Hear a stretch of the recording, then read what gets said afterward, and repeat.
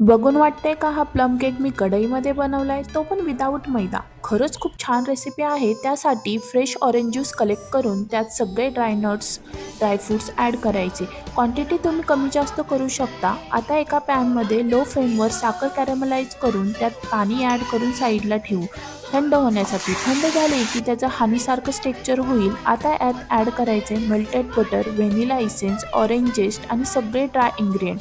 सगळं चाळून घेऊन त्यात ॲड करायचे सोक केलेले ड्रायनट्स. मी 2 तासासाठी सोक केले. जर तुमच्याकडे जास्त टाईम असेल तर तुम्ही एका दिवसासाठी सोक करू शकता. आता यात बेकिंग पावडर, बेकिंग सोडा ॲड करायचा. पटापट मिक्स करून एका टिनमध्ये ट्रान्सफर करायचं.